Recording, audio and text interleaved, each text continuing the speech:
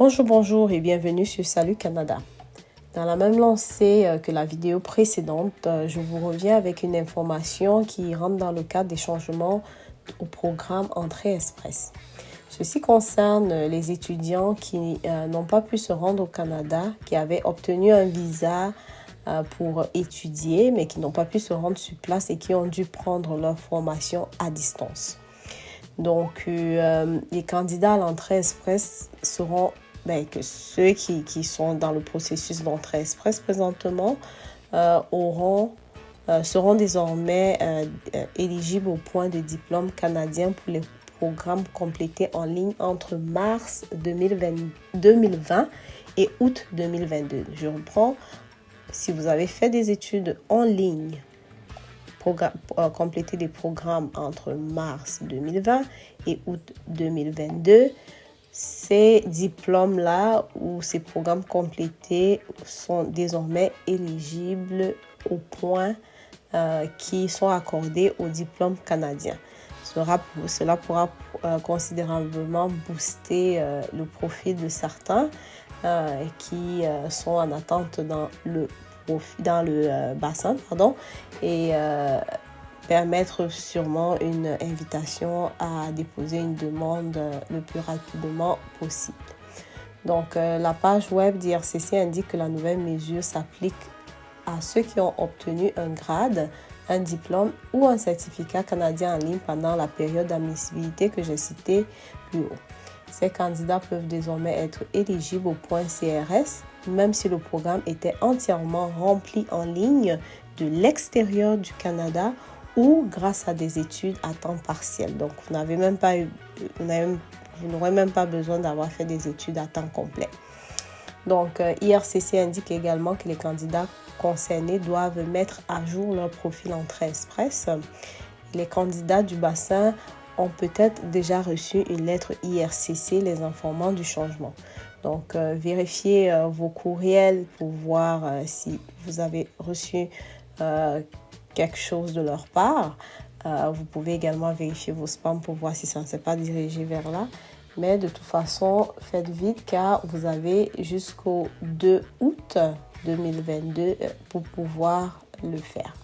Donc, pour pouvoir faire la mise à jour. Donc, quand ils disent que le programme doit être terminé en août 2022, puis ils donnent une date du 2 août, c'est sûr que si vous êtes en passe de finir et que vous n'avez pas encore obtenu le diplôme et que c'est déjà, puisque août c'est quand même dans un mois, là, vous pouvez indiquer que vous l'avez obtenu. De toute façon, d'ici que vous soyez sélectionné, vous aurez probablement déjà obtenu le diplôme. Donc, la lettre indiquera que les candidats qui ont réclamé un diplôme d'études doivent mettre à jour leur profil en répondant à 3 questions dans la section sur l'histoire de l'éducation. Les questions demandent combien d'études en personne, d'études au Canada et d'études à temps plein le candidat a complété afin d'obtenir le titre. Il indique que si ces champs restent incomplets, le candidat pourra voir son score CRS chuter. Donc, la lettre que vous allez recevoir aura les éléments suivants. Bon, ceci est pour vous informer qu'il y a eu des changements dans la façon dont Entrée Express évalue les diplômes d'études canadiens qui peuvent avoir un impact sur votre profil Entrée Express.